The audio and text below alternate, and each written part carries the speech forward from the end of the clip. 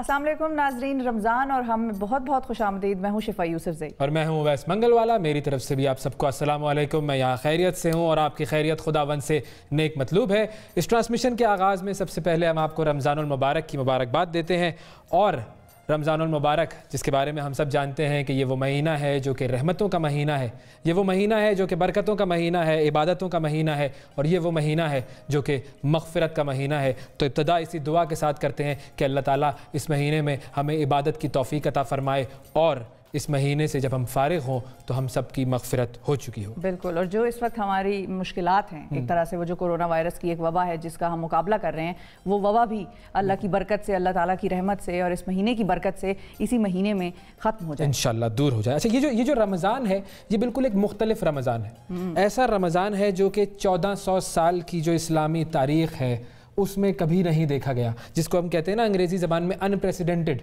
بالکل ویسا معاملہ ہے، انتہائی مکمل طور پر مختلف رمضان ہے جو کہ اس مرتبہ ہم سب دیکھ رہے ہیں، اور ساری دنیا یہ دیکھ رہی ہے کہ اس مرتبہ یہ رمضان بالکل مختلف رمضان ہے۔ کیونکہ رمضان المبارک میں جو عبادت کے ساتھ گہرا تعلق ہوتا ہے انسان کا، وہ جڑا ہوتا ہے مسجد کے ساتھ۔ اب جب مسجد میں جانے پر کہیں پر مکمل پابندی ہے، کہیں پر جزوی پابندی ہے، جو لوگ جا رہے ہیں وہ بھی ڈر کر جا رہے ہیں، تو یہ جو معاملہ ہے یہ تھوڑا سا اس رمضان کو الگ بناتا ہے۔ اور ساری دنیا میں ایسا ہی ہو رہا ہے کہ لوگ اپنے اپنے گھروں میں بیٹھے ہوئے ہیں، رمضان میں لوگ باہر نہیں نکل رہے، تو یہ معاملہ ذرا مختلف ہے۔ اب یہ مختلف معاملہ ہمیں اور بہت ساری چیزوں کے بارے میں بتاتا ہے۔ بالکل، جس طرح سے 3 مین ورڈز جو میں آج جب سوچ رہی تھی کہ ہم نے یہ ٹرانسمیشن کرنی ہے اور آپ کی طرح کے لیے پروگرام لے کر آنا ہے، تو 3 مین چیزیں جو اس بار رمضان میں مختلف ہو رہی ہیں، وہ ایک تو یہ ہے کہ لاک ڈاؤن رمضان ہے، یہ بالکل ایک تو یہ چیز ہے۔ پھر دوسرا یہ ہے کہ تھنکنگ رمضان، کیونکہ لاک ڈاؤن ہے، آپ مساجد میں نہیں جا سکتے، بہت ممالک میں، ایون پاکستان میں بھی بہت سے ایسے لوگ ہیں جو مساجد میں نہیں جا سکتے، جو SOPs طے ہوئی ہیں حکومت کی طرف سے، تو ان کے لیے پھر یہ تھنکنگ رمضان ہے۔ ان کو بہت سا وقت ایسا ملے گا جب وہ اکیلے ہوں گے۔ ظاہر ہے مساجد میں ایک الگ رونق ہوتی ہے، اور جب آپ مساجد میں نہیں جا سکتے تو پھر یعنی کہ آپ گھر میں ہوں گے، پھر گھر میں جو ہے وہ والا ماحول بنانا ہے آپ نے کہ وہ مسجد لگے۔ اور تیسرا پوائنٹ جو ہے وہ یہ ہے کہ چیریٹی رمضان۔ یہ وہ رمضان المبارک جو ایک مہینہ ہے وہ ایسا ہے کہ لوگ دل کھول کر چیریٹی دیتے ہیں اور اللہ تعالیٰ کی راہ میں خرچ کرتے ہیں، لیکن اس وقت جو کہ حالات بنے ہوئے ہیں وبا کی وجہ سے، اس میں چیریٹی بھی 2 گنا 3 گنا ہمیں کرنی ہوگی۔ بالکل، اور چیریٹی کے بارے میں تو ہم سب یہ جانتے ہیں نا کہ جب ہم اللہ کی راہ میں ایک خرچ کرتے ہیں تو اس کے جواب میں اللہ تعالیٰ کی طرف سے 70 کہیں 700 کا ذکر آیا، کہیں انلیمیٹڈ ریٹرنز کی بات ہوتی ہے۔ اب چونکہ ایک مختلف اور ذرا مشکل رمضان ہے، تو اسی لیے جب ہم کہتے ہیں نا کہ کرائسس میں اپرچونٹی بھی آتی ہے، تو اس اپرچونٹی کو ہم دیکھتے ہیں کہ یہ اپرچونٹی بنتی کیسے ہے۔ جب ہم رمضان میں مساجد میں نہیں جا رہے ہیں تو ہم اپنے گھروں میں موجود ہیں، اور جب گھروں میں موجود ہیں تو اس کا مطلب ہے ہم نے اپنے گھر کو ہی مسجد بنا دینا ہے، ہم نے اپنے گھر والوں کو اجتماعی عبادت کی طرف لے کر جانا ہے، اور یہ بتانا ہے کہ واقعی اب گھر جو ہے اس کا درجہ مسجد کا ہو گیا ہے، اور مل کر ساتھ عبادت کرنے میں جو مزہ ہے وہ اس کا ایک الگ کیفیت ہے۔ بالکل، اور پھر گھر میں ایسی بھی بہت سی چیزیں ہوں گی ہمارے گھروں میں کہ بہت سی چیزیں پاکیزہ بھی ہو جائیں گی، بالکل پاک ہو جائیں گی، کیونکہ جب گھروں میں عبادات ہوں گی، اجتماعی ہوں گی، مساجد کی طرح ہم نے گھروں کو بنانا ہے، تو پھر بہت سی چیزیں ہمارے گھروں میں بھی پاک ہو جائیں گی۔ انسان کا دل پاک ہونا بہت ضروری ہے، ذہن سوچیں پاک ہونا بہت ضروری ہے۔ ہم اکثر بہت سے ایسے کام گھروں میں کر رہے ہوتے ہیں، مطلب کسی کا فون آ گیا، ابو کہتے ہیں کہو ابو گھر پہ نہیں ہے، اس قسم کی باتیں نا جھوٹ کے زمرے میں آتی ہیں، تو وہ بہت ساری چیزیں پاک ہو جائیں گی۔ تو بس اپنے گھر کو مسجد بنانے کا تہیہ کر لیجئے۔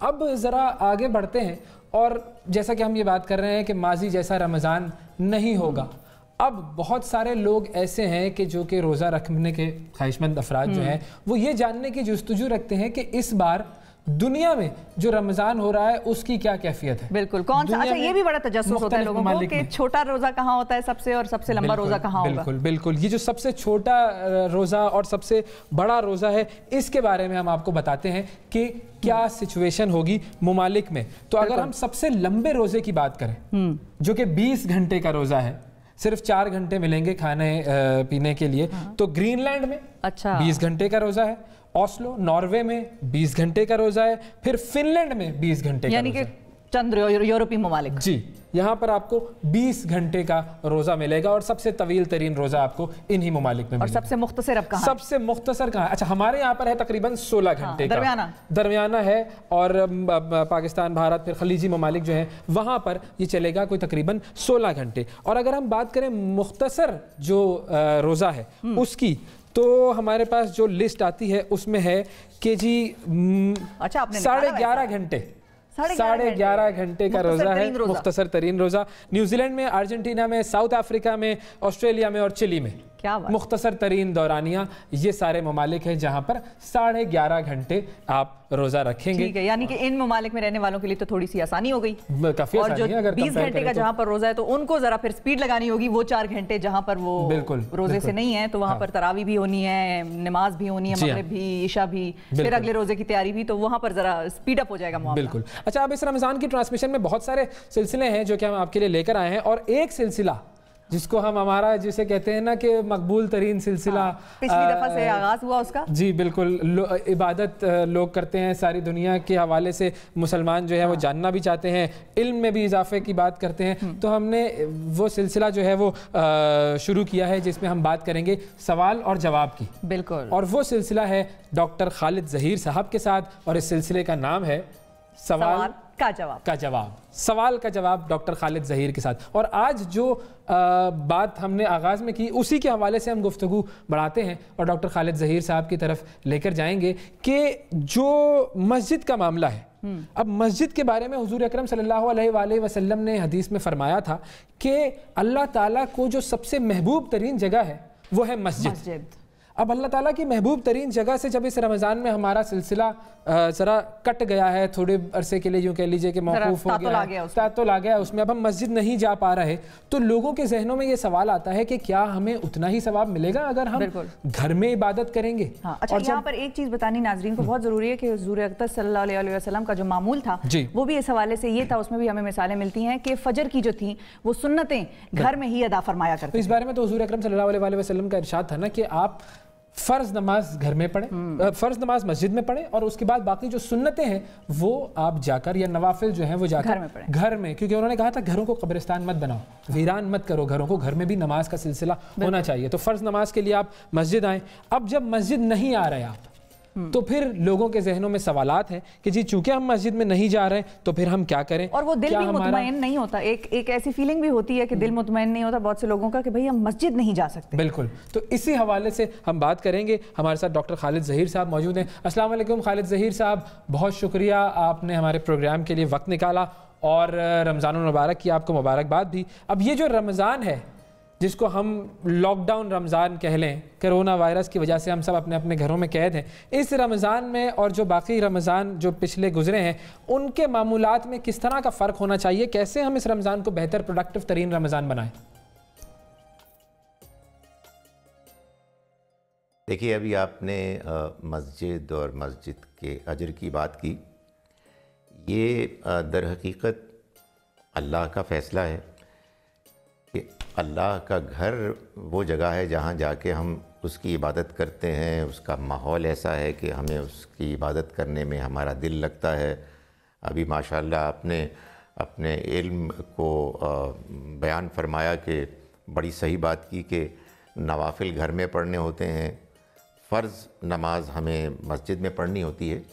लेकिन ये बात जान लेने की है कि जिसको हम सवाब कहते हैं, ये असल में उस अजर का नाम है कि जो अल्लाह ताला अपने बंदों को देने का वादा करता है जब बंदे कोई हुक्म के मुताबिक, अल्लाह की मंशा के मुताबिक कोई काम करते हैं अच्छी नीयत के साथ। आम हालात में अल्लाह का यही हुक्म है कि हम मस्जिद में नमाज़ पढ़ें जितना हमारे लिए मुमकिन है, लेकिन अल्लाह ही का हमसे तकाज़ा है कि अगर कहीं इंसानी जान को ख़तरा लाहक हो, हमारी जान को या हमारी वजह से किसी और की जान को, तो फिर हमने सबसे ज़्यादा अहमियत इंसानी जान को देनी है। इसलिए मेरा ख़्याल है कि ये एक ख़ास रमज़ान तो है, इसमें तो कोई शक नहीं, ये बड़ा स्पेशल रमज़ान है कि जिसमें हमें अपने दीन की उन तालीमात से अब आगाह होना है کہ جو معمول سے ذرا ہٹ کے ہیں. جی معمول ہوتا ہے نا کہ آپ مسجد جاتے ہیں, لوگ صحت مند ہوتے ہیں, مسائل نہیں ہوتے, لیکن جب صورتحال ایسی ہو کہ آپ کو یہ معلوم ہو اور یہ بات سب لوگ ایکسپرٹس کنفرم کر رہے ہوں کہ آپ اگر قریب آئیں گے, جڑ کے کھڑے ہوں گے جیسے جماعت میں ہوتا ہے, تو پھر ایک انسان دوسرے انسان کی جان کے لیے خطرہ بن سکتا ہے. تو ایسے موقع پر اللہ کے دین ہی کا حکم ہے کہ ہم دوسروں کی جان کا احترام کریں, ہم وہ تمام احتیاطی تدابیر اختیار کریں کہ جس کے نتیجے میں ہم ایک دوسرے کی حفاظت کریں. سو انشاءاللہ ہم اس جذبے کے ساتھ جب گھر میں نماز پڑھیں گے اور مسجد میں جانے کے اس عام طریقے کے باوجود کہ جس کے لیے ہمارے اندر خواہش, میلان, جذبہ پیدا ہوتا ہے, تو انشاءاللہ ہم کو گھر میں نماز پڑھنے کا بھی اتنا ہی اجر ملے گا, اس لیے کہ یہ کام بھی ہم اللہ ہی کی رضا کے لیے کر رہے ہیں. بالکل درست. اس میں ہمارے پیش نظر اللہ ہی کے بتایا ہوا وہ حکم ہے کہ ہم نے دوسرے انسانوں کا خیال رکھنا ہے, انسانی جان کا احترام کرنا ہے. اچھا خالد صاحب, ایک اور چیز ہے کہ ہم جب پڑھتے ہیں کہ مسجد کی طرف راغب کیا جاتا ہے دین میں, تو اسی لیے فرمایا گیا کہ مسجد میں نماز پڑھنا جو ہے وہ اس کا ثواب زیادہ ہے, 27 گنا زیادہ ثواب ملتا ہے جب آپ مسجد کی طرف جاتے ہیں. تو لوگوں کے ذہنوں میں یہ کشمکش ہوتی ہے کہ بھائی اب دیکھیں ہم تو گھر میں نماز پڑھیں گے تو ہمیں وہ ثواب نہیں ملے گا. اچھا پھر ایک اور معاملہ ہمارا یہ ہے کہ ہم ثواب کو کاؤنٹر یا میٹر کے طور پر گننے میں مصروف ہو جاتے ہیں, اس کی فیل کے بجائے, اس کے جو مقصد ہے اس کے بجائے وہ ہم کاؤنٹر لگا دیتے ہیں کہ میرے 100 ثواب ہو گئے یا 500 ہو گئے وغیرہ, ڈبل ہو گیا. ہاں ڈبل ہو گیا. اس طریقے کی ہمارا جو رجحان ہے وہ یوں ہو جاتا ہے. تو اس کی طرف بھی ذرا کلیئرٹی فرمائیں کہ دیکھیں یہ جو ثواب کا کاؤنٹر ہے وہ نہ چلائیں, عبادت جتنی دل سے ہوگی وہ اتنی زیادہ مقبول ہوگی. یہ بات سمجھانے کی ہے لوگوں کو, اور میرا خیال ہے کہ یہ بہت ضروری ہے کہ یہ بات واضح کی جائے کہ ہر نیکی کا عمل اپنے اندر دو پہلو رکھتا ہے. ایک پہلو ہے وہ ظاہری عمل جو ہم کرتے ہیں, جیسے نماز پڑھتے ہیں, مسجد میں جا کے نماز پڑھتے ہیں, اور ایک اس کا باطن ہے, آپ کہیے اس کی اصل حقیقت ہے, وہ مقصد, وہ پرپس کہ جس کے لیے ہم نیکی کا کام کرتے ہیں. جب تک کہ وہ مقصد صحیح طرح سے ملحوظ نہ ہو اور اس کے مطابق ہم اس عمل کو نہ کریں, ہم اجر کے مستحق نہیں ہوتے. یعنی نماز ہم پڑھیں گے اللہ کو یاد کرنے کے لیے, اللہ کی رضا کے لیے, اور جب ہم اس مقصد کے لیے اقدام کریں گے تو اللہ تعالیٰ ہم کو اجر دے گا. لیکن فرض کیجئے کہ ایک شخص بس ویسے ہی سیر کے لیے جاتا ہے, وہ سمجھتا ہے کہ وہاں جا کے کچھ فزیکل ایکسرسائز ہو جاتی ہے, باقی اللہ کو یاد کرنا, اللہ کو راضی کرنا, لوگوں کے حالات سے آگاہ ہونا اور ان کے ساتھ ہمدردی کرنا, یہ پیش نظر ہی نہیں ہے. تو پھر وہ جو اجر اور ثواب جس کا ذکر کیا جاتا ہے اس کا انسان مستحق نہیں رہتا. اب یہ دیکھیں نا, اس کی ایک بڑی مثال ہمارے ہاں جو بہت لوگوں کے ہاں عام ہے لیکن وہ لوگوں کو سمجھانے کی ہے جی, کہ ہم یہ کہتے ہیں کہ قرآن مجید پڑھنے کا ثواب ہے. یقیناً ہے, لیکن بھائی یہ ثواب کیوں ہے؟ اس لیے کہ قرآن ہدایت کی کتاب ہے. اللہ نے ہم کو اپنے رہنمائی کے لیے اپنی ہدایت نامے کو بھیجا ہے, تو ہم جب اس کی کتاب کو پڑھتے ہیں سمجھ کے اس مقصد کے لیے کہ ہم کو رہنمائی حاصل ہو, تو اللہ ہم کو اجر دیتا ہے.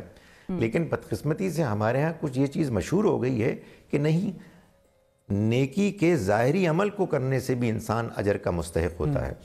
میرا خیال ہے کہ اگر یہ تصور واضح ہو جائے کہ ہر نیکی کا عمل اپنے اندر ایک ظاہر اور اپنے پیچھے ایک باطن, ایک حقیقت رکھتا ہے, دونوں کو ملحوظ رکھنے کے بعد انسان اللہ کو راضی کرتا ہے اور اللہ کے اجر کا مستحق ہوتا ہے. بالکل, وہ جو کیفیت ہے باطن اور ظاہر کی, اب ظاہر ہے ہم تو اللہ تعالیٰ کے بارے میں جیسا گمان کریں گے وہ ہمارے لیے ویسا ہی ہوگا نا. تو ہمارا تو گمان اور ایمان یہی ہونا چاہیے کہ جب ہم قرآن پڑھ رہے ہیں تو ایک ایک حرف پر 10 نیکیاں تو مل رہی ہیں, لیکن وہ نیکیاں ملٹیپلائی ہو جاتی ہیں جب ہم سمجھ لیں, پھر اور ملٹیپلائی ہو جاتی ہیں جب ہم عمل کریں. بالکل, تو اصل کمبینیشن مکمل تو یہی بنے گا. ڈاکٹر صاحب یہ بتائیے کہ اب نماز تراویح ظاہر ہے بہت سے لوگوں کی کوشش ہوتی ہے, خواہش ہوتی ہے, سارا سال لوگ اس چیز کا انتظار کرتے ہیں کہ بھئی رمضان آئے گا تراوی جو ہے وہ مسجد میں جا کر پڑھیں گے. نماز تراوی سنت مؤکدہ ہے, کیا تراوی کی جماعت واجب ہے؟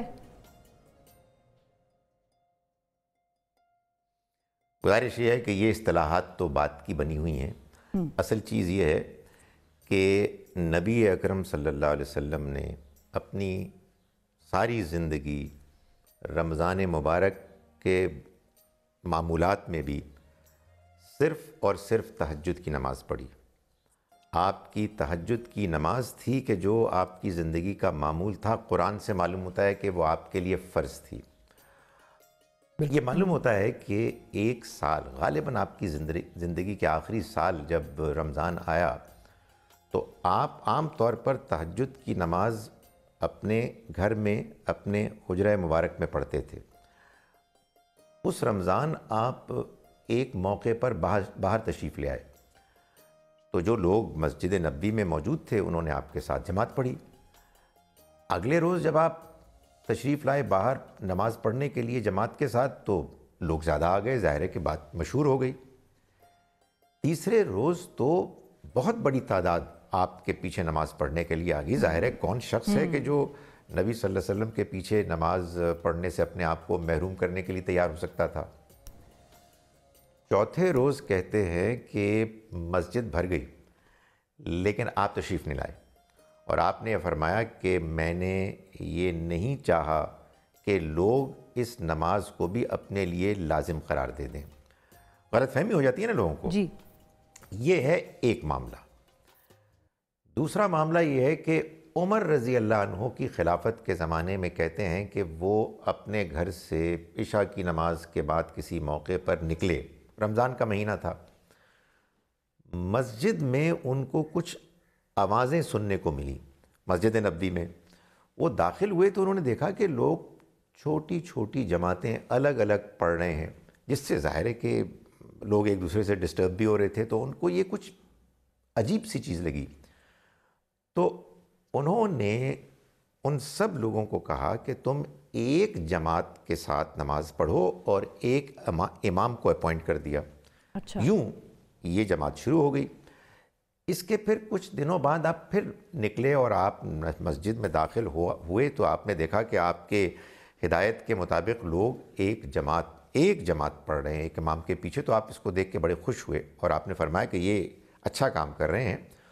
اور یہ بھی فرمایا کہ جس نماز کو چھوڑ کر یعنی تہجد کی جو نماز تم پڑھ رہے ہو وہ اس سے بہتر ہے.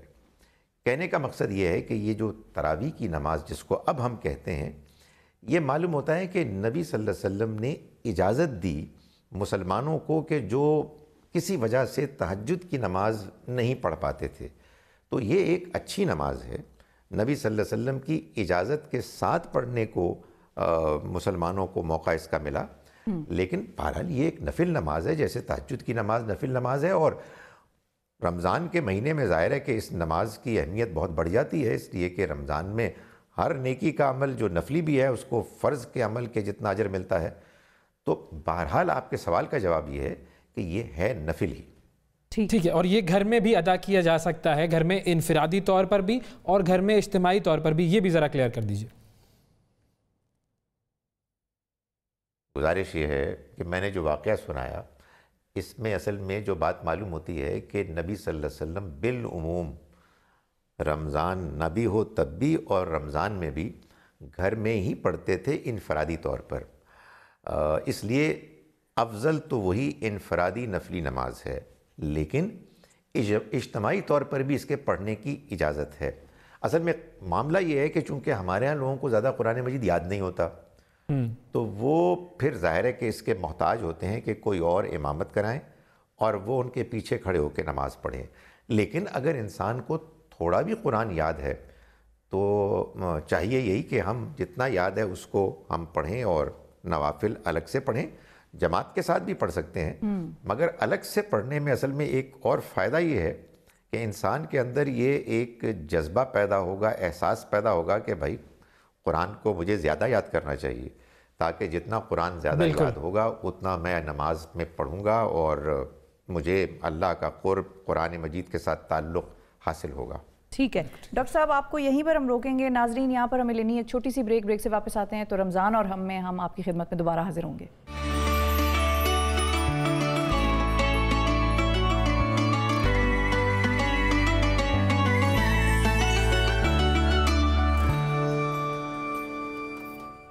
رمضان اور ہم میں ایک مرتبہ پھر خوش آمدید. ڈاکٹر خالد ظہیر صاحب ہمارے ساتھ موجود ہیں اور ان سے ہم بات کر رہے تھے رمضان المبارک میں جو مساجد کی بندش ہے اس کے حوالے سے. ڈاکٹر صاحب، ایک حدیث میرے سامنے ہے جس میں حضور اکرم صلی اللہ علیہ وآلہ وسلم نے فرمایا کہ مومن کی مثال، مسجد کے بغیر مومن کی مثال ایسی ہے جیسے پانی کے بغیر مچھلی ہوتی ہے.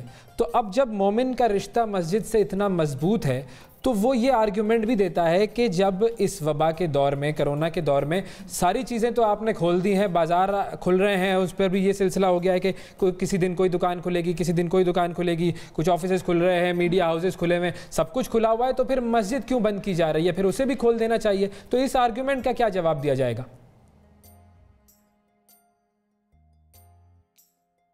دیکھیے ہمارے ہاں یہی پرابلم ہوتی ہے کہ ہم ایک لائن آف آرگومنٹ لیتے ہیں، ایک دلیل کو لیتے ہیں اور اس کو بہت زیادہ بیان کرتے ہیں اور باقی دوسری چیزوں کو نظر انداز کر دیتے ہیں. ہمیں پوری دینی ہدایات کو ایک ساتھ لے کر چلنا ہے. یہ جو آپ نے حدیث سنائی بالکل بجا ہے اور اس میں کوئی شبہ نہیں ہے کہ مسجد ایک غیر معمولی جگہ ہے. بندہ مومن کا دل وہیں اٹکا رہنا چاہیے. مگر قرآن مجید نے ہم کو یہ بھی بتایا ہے کہ جس نے کسی ایک جان کا قتل کیا، جان لینے کا ذریعہ بنا، اس نے گویا کہ پوری انسانیت کو قتل کر دیا. بالکل. جس نے ایک جان بچائی، اس کو زندہ رکھا، اس نے پوری انسانیت کو زندہ کیا، اس کی جان بچائی. یہ جذبہ ہونا چاہیے کہ اس وقت جو ہم عمل کر رہے ہیں وہ در حقیقت ہم انسانیت کو بچانے کا عمل کر رہے ہیں. یہ آرگومنٹ سرے سے نہیں ہونی چاہیے کہ لوگ دوسرے مقامات پر کیا کر رہے ہیں. دین میں جب بھی ہم کوئی عمل کریں گے تو وہ عمل ہمیں کرنا چاہیے کہ جو آئیڈیل عمل ہے، جو اللہ کے حکم کے مطابق ہے، کہ جو دین کی اصل سپرٹ کو پروموٹ کرتا ہے. دین کی سپرٹ یہ ہے کہ ہم دوسروں کے لیے اذیت نہیں بنیں گے، دوسروں کو تکلیف نہیں پہنچائیں گے. اور بالخصوص اگر ہمیں یہ بات معلوم ہو گئی ہے کہ ہمارے دوسروں کے قریب جانے کے نتیجے میں ان کی جان کو خطرہ لاحق ہو سکتا ہے، تو یہ عین اللہ کا حکم ہے، دین کا تقاضا ہے کہ ہم ان تمام اجر کی باتوں کو اس وقت ایک طرف رکھیں اور اس اجر کی طرف آگے بڑھیں کہ جس میں یہ بتایا گیا ہے کہ ہمیں دوسروں کی جان بچانی ہے اور اس میں اللہ کی بڑی رضا ہے. لیکن خالد صاحب، قطع کلامی کی معذرت، کیا یہ ڈبل سٹینڈرڈ نہیں ہوتا کہ آپ کہیں کہ بازار کھول دو، مسجد نہ کھولو؟ بازار میں بھی تو وہی کام ہوگا، لوگ ایک دوسرے سے ٹکرائیں گے، ایک دوسرے سے قریب ہوں گے، وہاں بھی بیماری پھیلے گی. مسجد میں یہ کام نہ کرو، تو یہ ڈبل سٹینڈرڈ نہیں ہے کیا؟ دیکھیں، ہم اس پالیسی کو الگ سے کرٹیسائز کریں گے. میں تو یہ کہہ رہا ہوں کہ مسجد والوں کو تو آئیڈیل رویہ اختیار کرنا چاہیے. وہاں بھی کوئی آئیڈیل کام نہیں ہو رہا. جو ایسینشل سروسز ہیں، جو ناگزیر کام ہیں، انہیں تو بہرحال کرنا ہی پڑے گا تمام تر احتیاط کے ساتھ.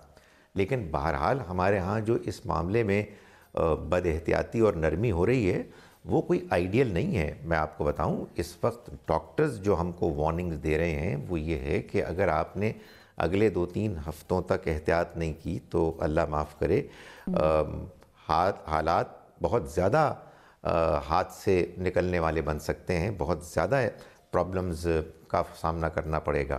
اس وجہ سے ہم کو جب ہم مذہب دین کی بات کرتے ہیں تو سب سے زیادہ ذمہ داری کا مظاہرہ کرنا چاہیے. آپ دیکھیے نا، کل کو خدا نہ خواستہ اس موذی مرض میں اضافہ ہو جائے تو آپ لوگ بات کریں گے نا کہ یہ لوگ مسجدوں میں اکٹھے ہوئے تھے، مذہبی اجتماعات ہوئے تھے اور اس کے نتیجے میں یہ سب کچھ ہو گیا. جبکہ ہمارا دین ہم کو کہہ رہا ہے کہ احتیاط کرو. تو اس معاملے میں جو لوگ اپنے جذبات کا اظہار کر رہے ہیں، میں سمجھتا ہوں کہ اس میں ایک انالوجی میرے ذہن میں ہمیشہ آتی ہے کہ نبی صلی اللہ علیہ وسلم جب تشریف لے گئے عمرہ کرنے کے لیے اپنے ساتھیوں کے ساتھ، تو صلح حدیبیہ والے واقعے میں ان کو اللہ نے حکم دے دیا کہ اب تمہیں اور آگے نہیں بڑھنا اور عمرہ نہیں کرنا. تو لوگوں کے بڑے جذبات تھے کہ بھائی عمرہ کرنے جا رہے تھے, اللہ نے خواب میں پیغمبر صلی اللہ علیہ وسلم کو یہ بتایا کہ ہم عمرہ کریں گے, لیکن بہرحال جب اللہ کا حکم آ گیا تو عمرہ کیے بغیر وہ لوٹ گئے.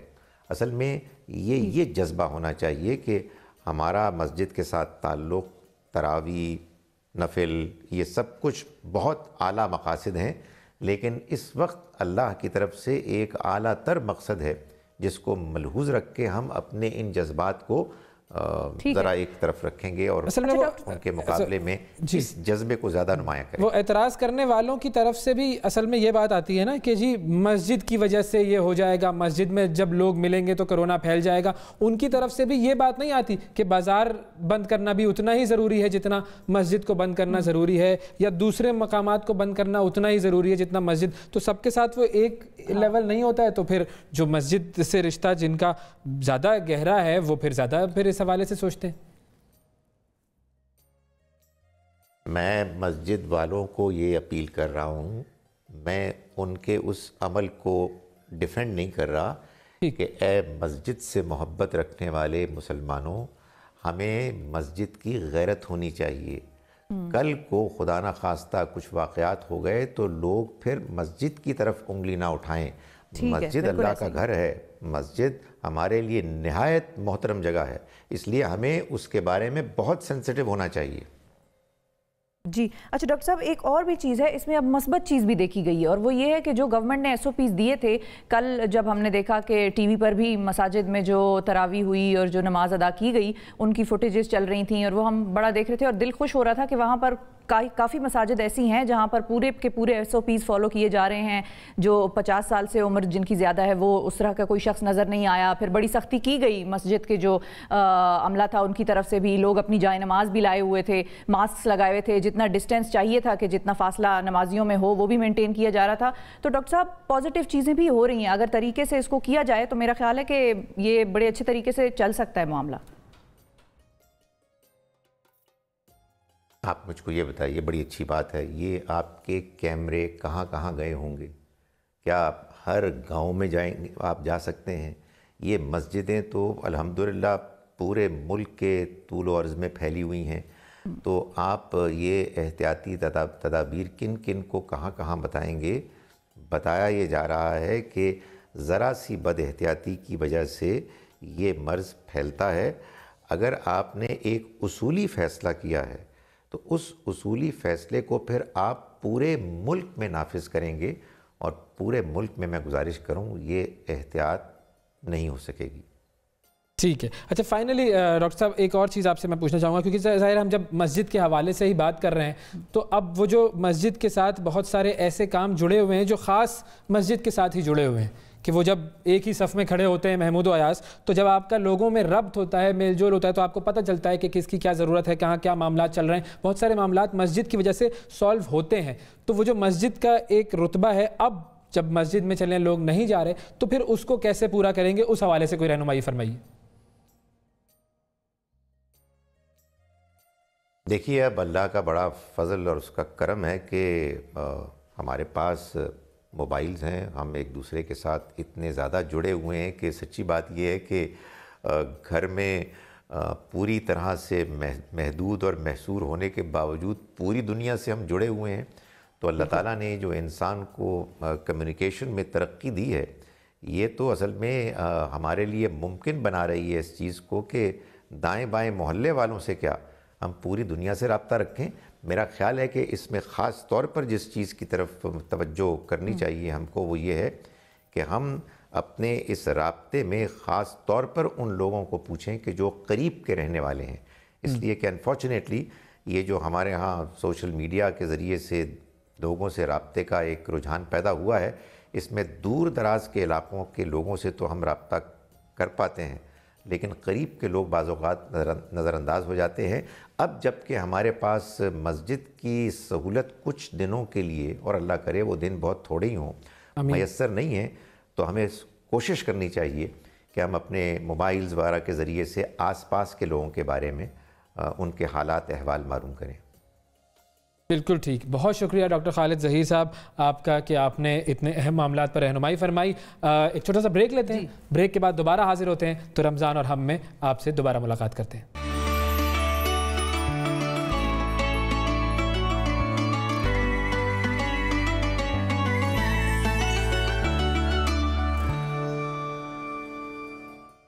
रमज़ान और हम में एक मरतबा फिर खुशामदीद। कोरोना वायरस की जो आलमी वबा है उसका फैलाव जारी है और ऐसे में ही रमज़ान शरीफ आया है। अब हुकूमत पाकिस्तान ने रमज़ान के आमद से कबल बहुत सारे ऐलानात किए थे कि किस तरीके से रमज़ान में मसाजिद, इबादतगाहें और जो दीगर मामलात हैं वो कंट्रोल के साथ लेकर जाएंगे आगे, ताकि वबा के बढ़ने का इम्कान कम से कम हो। इस हवाले से बार बार इमरान खान साहब का भी बयानात सामने आए हैं। इसमें फिर उसके अलावा डॉक्टर आरिफ अलवी सदर पाकिस्तान ने भी उलमाए कराम के साथ मुशावरत की और एक 20 नुकाती एक एजेंडा दिया, जिसके तहत ये बताया गया कि किस तरीके से मसाजिद में जो इंतज़ामात हैं वो किए जाएँ ताकि लोगों की इबादत भी हो मसाजिद में और कोरोना के फैलने का ख़दशा भी कम हो। इस्लामी नज़रियाती काउंसिल इस हवाले से क्या कर रही है और हुकूमत जो है वो अब कैसे उन SOPs को इम्प्लीमेंट कर रही है, कैसे ये मामलात आगे बढ़ेंगे रमज़ान मुबारक के हवाले से। इस हवाले से हमारे साथ मौजूद हैं चेयरमैन इस्लामी नज़रियाती काउंसिल जनाब किबला अयाज साहब। अस्सलाम वालेकुम किबला साहब। बड़ी मेहरबानी जी,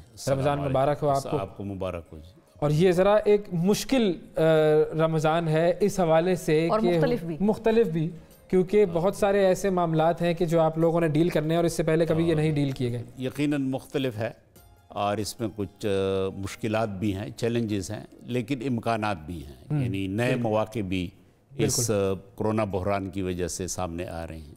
तो अब जो इस्लामी नज़रियाती काउंसिल ने जिस तरीके से इन तमाम मामलात को डील किया और फिर सदर मुमलिकत और उलमाए कराम के हवाले से फिर एक तमाम 20 नुकाती जो एजेंडा आया उस पर इम्प्लीमेंटेशन के हवाले से अब तक क्या सूरत हाल है, किस तरीके से, क्योंकि जुमा भी था, लोगों ने कुछ चीज़ें इम्प्लीमेंट भी की, उस हवाले से बताएंगे कि क्या क्या मेजर्स हुकूमत की तरफ से लिए गए हैं और कैसे वो इंश्योर कर रहे हैं कि ये मामलात सही तरीके से सर अंजाम दिए जाए। बड़ी मेहरबानी जी, आपने बहुत अच्छा सवाल उठाया और ये जो पिछले हफ्ते की तफसीलात हैं इनका आपको इल्म भी होगा कि ईवान सदर में और वज़ीर आज़म हाउस में मुसलसल इजलास होते रहे और वज़ीर आज़म साहब ने भी उलमा के साथ मशवरा किया 20 अप्रैल को, और यही वो 20 नुकाती जो एलामिया था। फिर इसके बाद ईवान सदर में दोबारा इजलास हुआ और वो इजलास इस मकसद के लिए था कि इसको अब कैसे यकीनी बनाया जाए। चुनांचे कुछ उलमाए किराम के साथ, जय्यद उलमाए किराम के साथ राब्ते भी हुए, मुझे भी बुलाया गया और हमारे भी उलमाए किराम के साथ राब्ते हुए।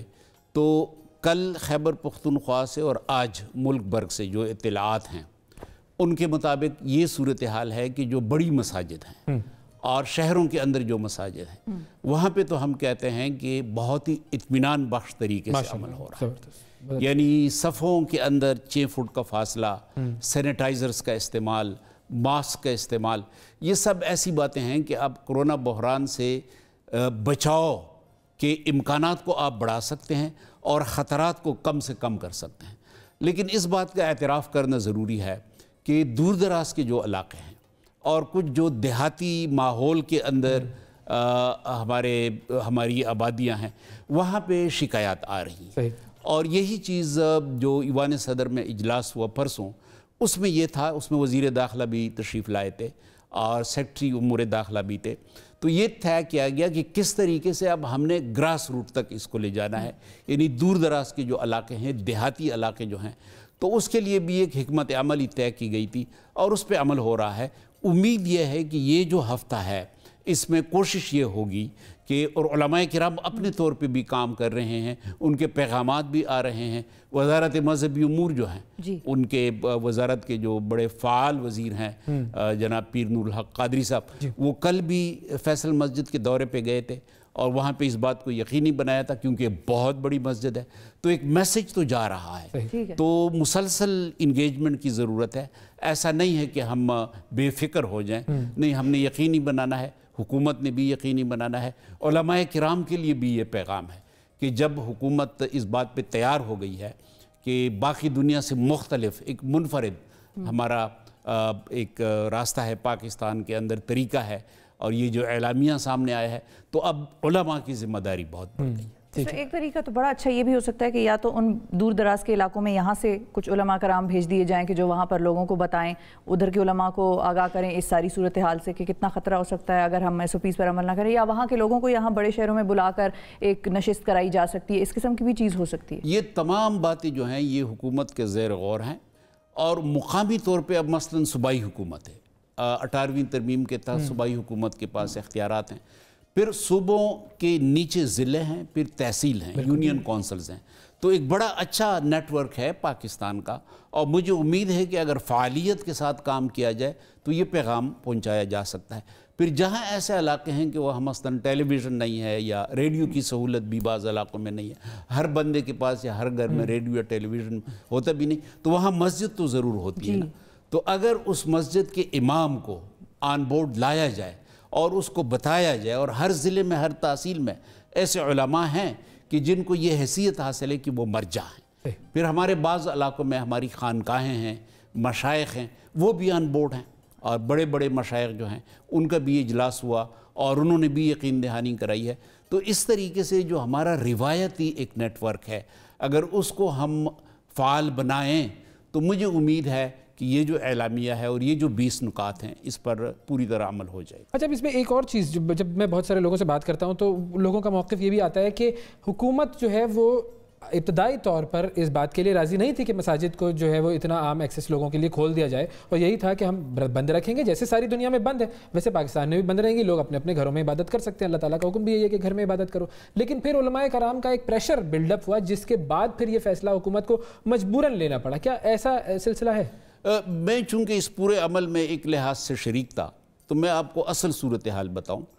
25 مارچ کا جو اعلامیہ ہے وہ بھی آپ کے سامنے ہے علماء کرام کا، اس میں یہ تھا کہ اگر ماہرین صحت، طبی ماہرین کی آراء کی روشنی میں حکومت مقتدیوں کی تعداد محدود کرنا چاہے تو علماء مزاحمت نہیں کریں گے، اور یہ ایک بہت بڑی اجتہادی رائے تھی کہ انہوں نے کہا کہ جو لوگ اس صورتحال میں مسجد میں نہیں آتے ان کو شرعاً معذور تصور کیا جائے گا، کوئی گناہ ان کے اوپر نہیں ہوگا اور وہ ثواب سے محروم نہیں ہوں گے۔ یہ بہت بڑی بات تھی۔ اس کے بعد میرا خیال یہ ہے، جو میں نے دیکھا ہے، کہ علماء کا اتنا پریشر نہیں تھا لیکن عوام کا پریشر تھا۔ ہم نے یہ بھی صورتحال دیکھی کہ کراچی کے اندر جب لاک ڈاؤن کو سخت کر دیا گیا کہ جی 12 بجے سے 3 بجے تک لاک ڈاؤن بہت سخت ہوگا، لوگ جی 11 بجے مسجد کے اندر آ گئے۔ اب ایک ایسی صورتحال پیدا ہو گئی، ہمارا ملک جو ہے اس کے انداز لوگوں کے مختلف ہیں۔ ہم بہرحال ایک جو حکومت ہے ہماری یا جو معاشرہ ہے، نظام ہے، ہم کسی ایک ایسے نظام کے تحت نہیں رہ رہے کہ جہاں پہ ایک ملک ہے، ایک سلطان ہے کہ جس کا جو بھی حکم ہو وہ حرف آخر ہو، بادشاہت تو نہیں ہے۔ تو اس وجہ سے عوام کا بڑا دباؤ تھا، اور عوام یہ عجیب قسم کے سوالات کر رہے تھے۔ عوام کا دباؤ علماء کے اوپر بھی تھا، ایسی بھی مثالیں آئیں کہ دیواریں پلانگ کر عوام مسجد کے اندر آئے۔ تو اس صورتحال میں علماء بھی دباؤ کے تحت تھے، حکومت بھی یہ سوچ رہی تھی کہ اب اگر ہم بہت زیادہ زبردستی کریں گے تو اس بات کا امکان ہے کہ ایک امن و امان کی کیفیت پیدا ہو جائے۔ تو یہ ایک ایسا راستہ نکالا گیا کہ جس کے اوپر علماء نے بھی ذمہ داریاں لی۔ یہ علماء کی ذمہ داری، مولانا تقی عثمانی صاحب اور مولانا مفتی منیب الرحمان صاحب، علامہ شہنشاہ نقوی صاحب، جو جید علماء کرام، اور اسلامی نظریاتی کونسل نے بھی اپنے طور پہ جو ہمارے روابط ہیں ان کو ہم نے یہی بتانے کی کوشش کی کہ اب یہ صورتحال ایسی ہے کہ حکومت نے ایک راستہ دیا، ایک گنجائش دی، اور تصادم کی کیفیت اب نہیں آ رہی، تو اب تعاون کا راستہ اختیار کیا جانا چاہیے۔ اور یہ بہت بڑا فتویٰ ہے۔ آج بھی پوزیشن یہ ہے، آج بھی پوزیشن یہ ہے کہ مشورہ یہی ہے کہ آپ ہوم ورشپ کی طرف مجمع نہ بنائے مساجد۔ بالکل، اور ان جید علماء نے خود بھی یہ اگزامپل سیٹ کی ہے کہ ہم 50 سال سے ہماری عمر بڑی ہے تو ہم گھر میں نماز ادا کر رہے ہیں۔ اچھا، میرے ذہن میں دو باتیں آتی ہیں جو بات آپ نے کی، یہ بہت بڑا ایک اجتہادی فیصلہ کیا گیا جس کے بعد پھر یہ SOPs بھی بنے اور ساری چیزیں ہوئی۔ کیا پبلک کا پریشر تھا تو علماء کرام کا یہ کام نہیں تھا کہ لوگوں کو یہ بتاتے کہ نہیں آپ نے مسجد میں نہیں جانا ہے، بجائے اس کے کہ وہ پریشر لینے کی وجہ سے حکومت پر پریشر دیں کہ نہیں جی مساجد کھول دیجئے؟ کیا یہ بہتر کردار نہ ہوتا علماء کرام کا؟ کیونکہ ظاہر ہے وہ بڑے جید علماء ہیں، بہت رسپیکٹ کرتے ہیں ہم سب ان کی، لیکن لوگوں کی طرف سے اگر ایک پریشر آ رہا ہے کہ نہیں جی مساجد کھولی جائیں اور اس میں خدشہ ہے کہ بھائی پرابلم ہوگی، بیماری بڑھے گی، تو علماء کا تو کام یہ ہونا چاہیے، اور لوگوں کی بات سنتے ہیں، مانتے ہیں اگر وہ یہ کہتے ہیں کہ بھائی نہیں اس وقت ہمیں نہیں کرنا چاہیے کیونکہ دین یہ کہہ رہا ہے کہ لوگوں کی جان بچانی ہے ہمیں، تو پھر کیا یہ معاملہ صحیح نہ ہوتا؟ میں آپ کو بات بتاؤں جی، آپ کو یہ تو اندازہ ہونا چاہیے کہ ہم نے یہاں پہ اپنے عوام کی جو تربیت کی ہے وہ اطمینان بخش تربیت نہیں ہے، یعنی ہم نے ایک ہے دین کا شعور، ایک ہے جذباتیت، ہم نے جذباتیت کو اس ملک میں فروغ دیا ہے، اور اصل جو دین کا شعور ہے، جو دین کی روح ہے، اس کی طرف ہم نے لوگوں کو لانے کی یعنی کوئی منظم کوشش نہیں کی۔ یہ بڑے مسائل ہیں، نصاب کا بھی مسئلہ ہے اور بھی ہمارے اچھا اب یہ عوام کی اتنی جذباتیت تھی، اور بالخصوص یہ تراویح میں آپ دیکھتے ہیں کہ ہمارے ایسے لوگ، اور یہ حقیقت ہے کہ سال بھر انہوں نے نماز کی طرف اتنی توجہ نہیں دی ہوگی، لیکن تراویح کے لیے وہ انتظار کرتے ہیں، اور ایک جذباتیت ہوتی ہے۔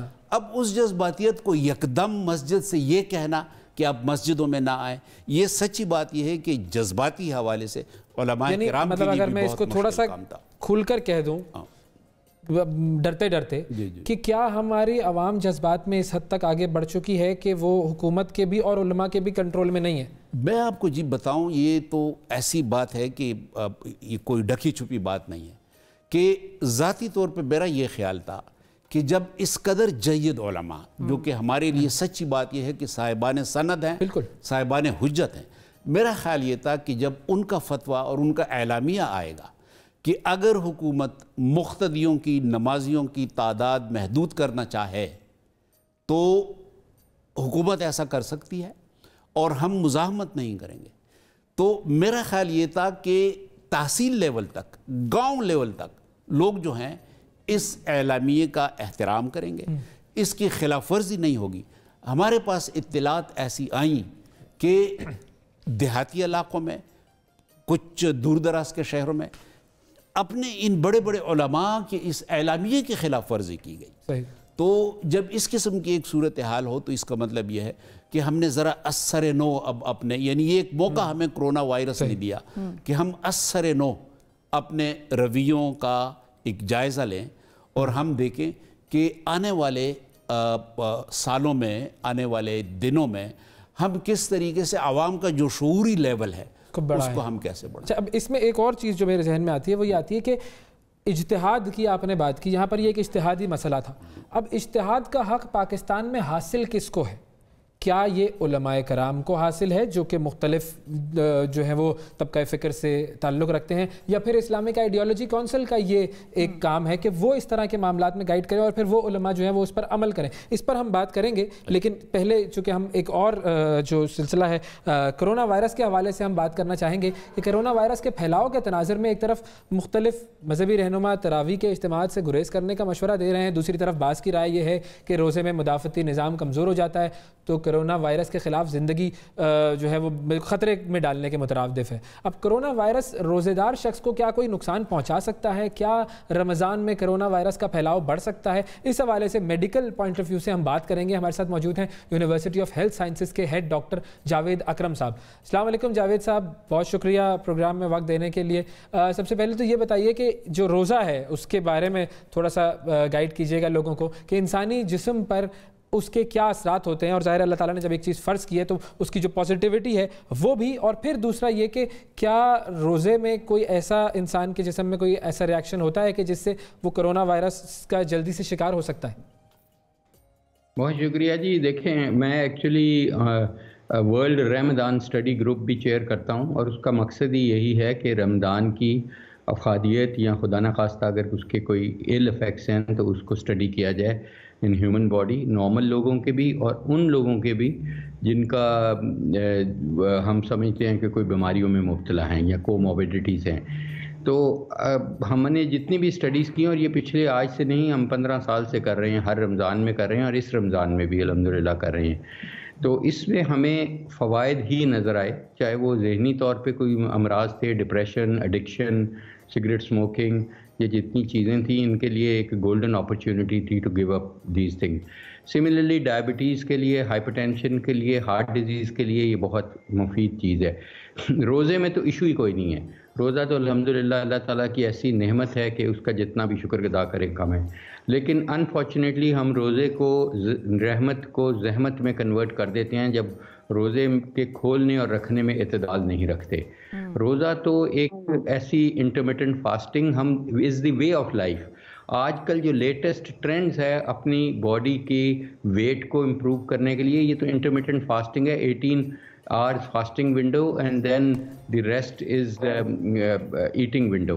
تو اس سے it doesn't matter what you eat but it also when you eat it has become very important۔ اور اگر آپ دیکھیں گے میری اپنی بہت اسٹڈیز ہیں انٹرمیٹنٹ فاسٹنگ پہ اور میڈیٹیشن پہ، تو اس میں روزے کا کھولنا اور رکھنا جو ہے اس کا دین سے تو تعلق نہیں ہے، اس کا ہمارا لوکل کلچر سے تعلق ہے کہ ہم سموسہ، دہی بڑا اور پکوڑا اور رنگ برنگے شربتوں کے بغیر روزے کا تصور نہیں کرتے، اور یہی ہمارے بچوں میں بھی عادت چلی گئی ہے۔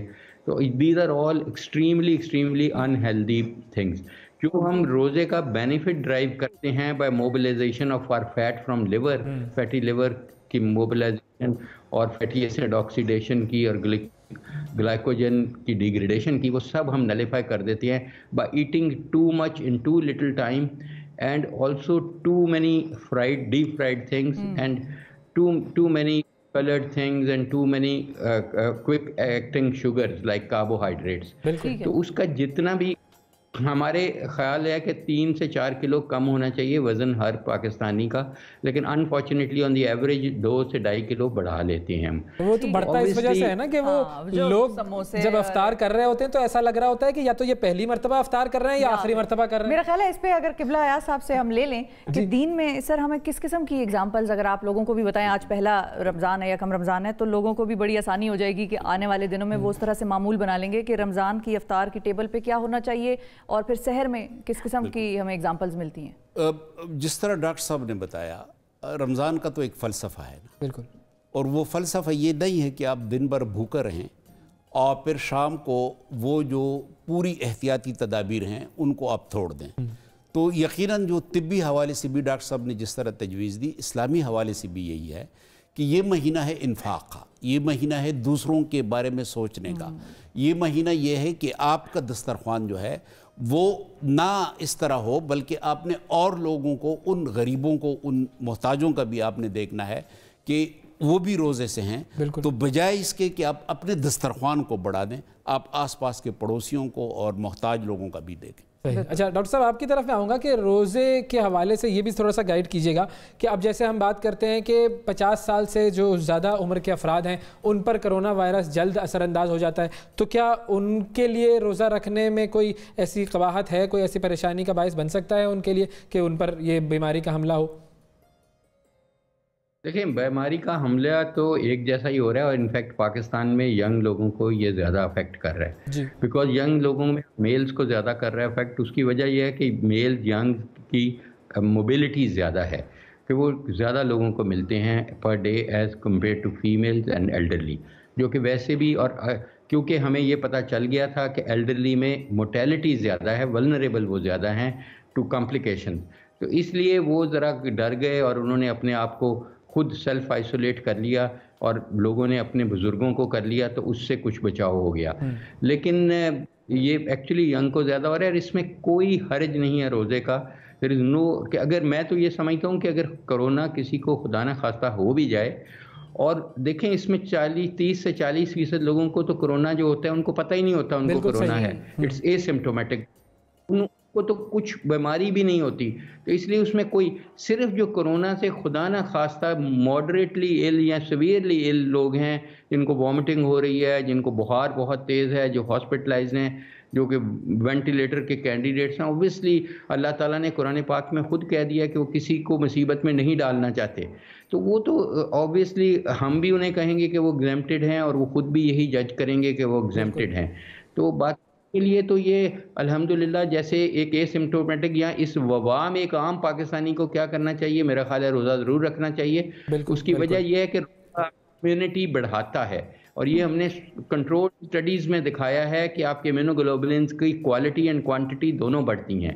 تو روزہ تو دیر از نو ایشو ایٹ آل کہ اس کے کوئی میڈیکل کے ایڈورس افیکٹس ہیں ہی نہیں.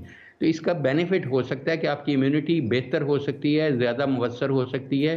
لیکن پھر وہی ہے کہ روزے میں اگر آپ نے خالی سوئے رہنا ہے اور کرنا ہی کچھ نہیں تو شاید یہ فائدہ آپ کو اتنا نہیں ہوگا. نیڈ ٹو بی، اللہ تعالیٰ نے خود ہمارے لیڈرز نے جنگیں لڑی ہیں روزے میں، اور بالکل صحیح لڑی ہیں.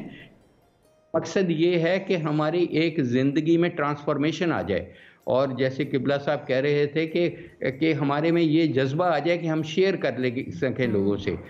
روزے کا تو مقصد یہ ہے کہ it is way of life, and way of life is not for 1 month، کہ آپ اس کے بعد اس کو اپنا لیں ہمیشہ کے لیے. آپ کی لائف ایٹ لیسٹ روحانی اور جسمانی طور پہ بہت امپروو ہو جائے گی. بالکل، حضور اکرم صلی اللہ علیہ وسلم ہر پیر کو، ہر جمعرات کو روزہ رکھا کرتے تھے، تو وہ ایک ان کی تو یہ ایک یوزول پریکٹس تھی، بالکل معمول تھا. یہ that is now being recommended by American Nutrition Society, by World Nutrition Association, کیونکہ that is called now intermittent fasting, and they all practice intermittent fasting. جن کو intermittent fasting کو اگر آپ اسٹڈی کریں تو آپ کو خود سمجھ لگ جائے گی کہ اس میں کتنے بینیفٹ ہیں. Anti cancer, it is anti-cancer because of your immunity, because it builds up your immunity and your cancers go down. بالکل ٹھیک ہے، آپ نے بہت ایک کلیئر ویو دے دیا ہے کہ روزے سے افیکٹ نہیں ہوتا کورونا کے حوالے سے کسی پر بھی. بہت شکریہ روزہ ضرور رکھیں، اور روزے کو روزے کی طرح رکھیں، روزے کو فاقے کی طرح نہ رکھیں. بہت شکریہ ادا کریں گے ڈاکٹر صاحب آپ کا.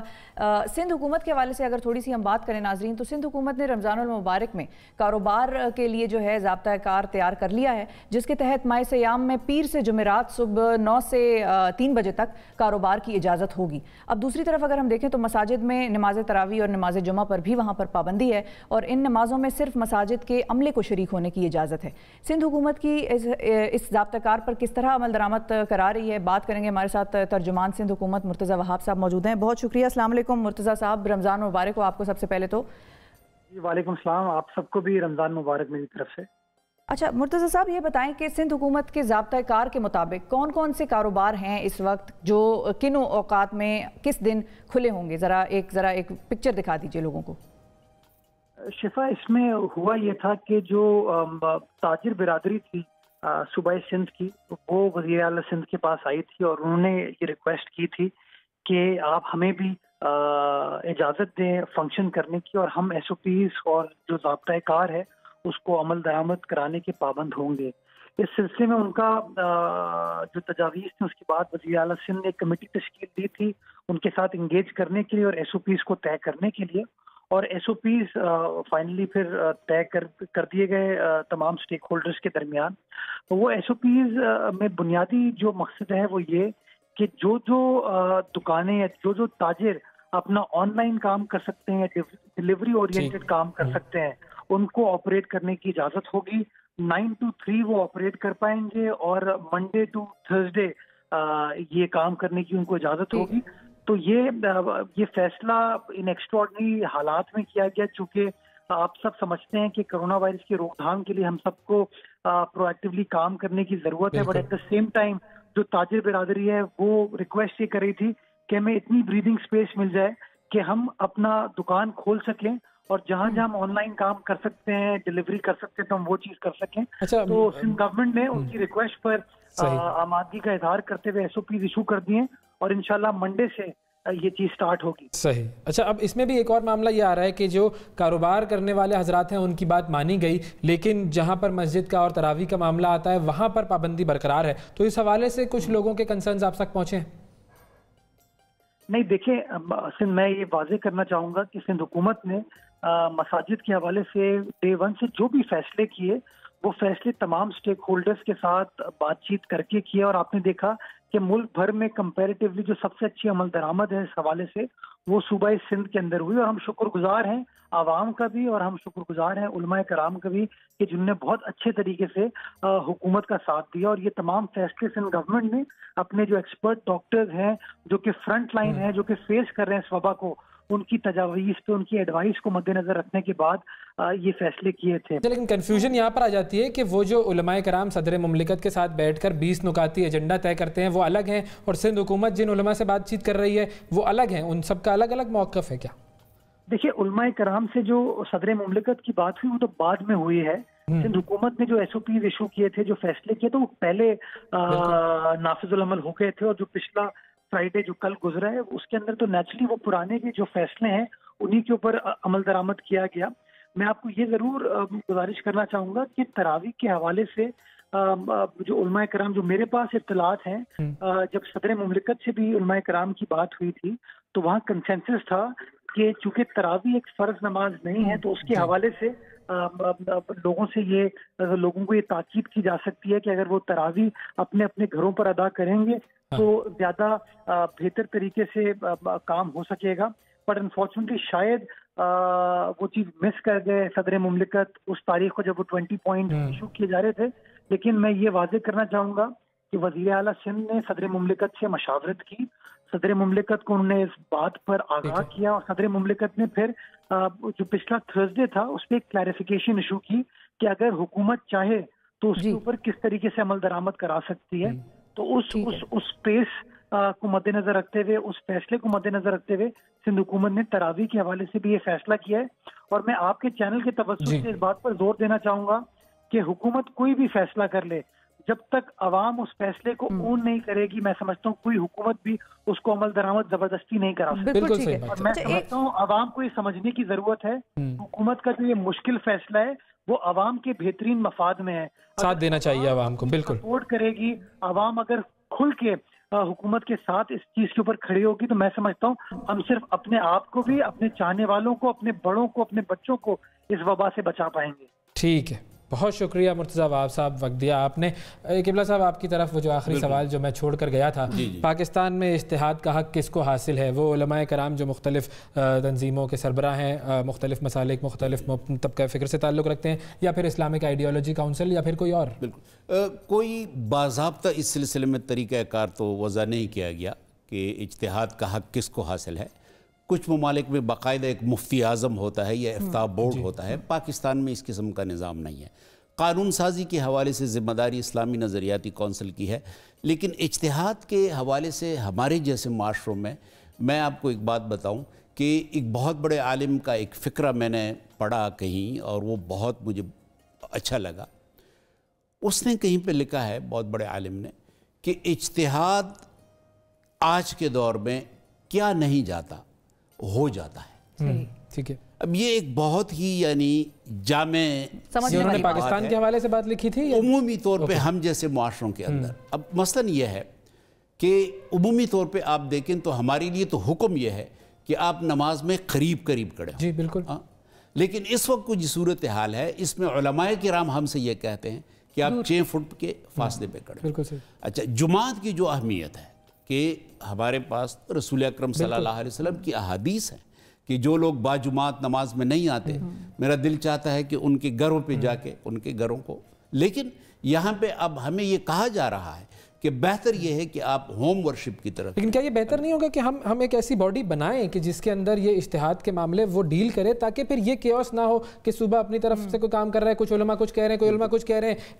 रमज़ान एक साहब जो है वो पहले शुरू कर लेते हैं हमेशा, बाकी पूरी कौम बाद में शुरू कर रही होती है, तो जो लोग फिर उस पर अमल ना करें उनको रेप्रिमांड किया जाए। क्या ऐसी ज़रूरत नहीं है? ये एक है, इसकी ज़रूरत तो है कि एक डिबेट के बाद कोई इसकी एक सूरत बना ली जाए, एक इफ्ता बोर्ड बनाया जाए और फिर उसकी कोई सरकारी हैसियत भी हो।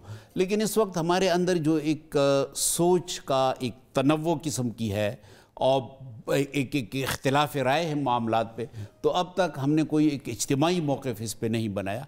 इतना है कि सन 73 के आइन में चैप्टर 9 में इस्लामी नज़रियाती कौंसिल को ये मैंडेट दिया गया है कि कुरान और सुन्नत की रोशनी में कानून साजी के हवाले से और माशरे को इस्लामी फ्रेमवर्क के अंदर लाने में हुकूमत को तजावीज़ पेश करें। बहुत शुक्रिया किबला अयाज साहब, ज़रूरत है इस चीज़ की, और हमारी दुआ यह है कि अल्लाह ताला किसी तरीके से ये ज़रूरत हमारी पूरी करवाए कि हमारे पास भी एक ऐसा बोर्ड हो जो कि इज्तिहाद और इस तरह के तमाम फ़ैसलों को कर सके और इम्प्लीमेंट करवा सके। एक छोटा सा ब्रेक लेते हैं, ब्रेक के बाद दोबारा हाजिर होते हैं।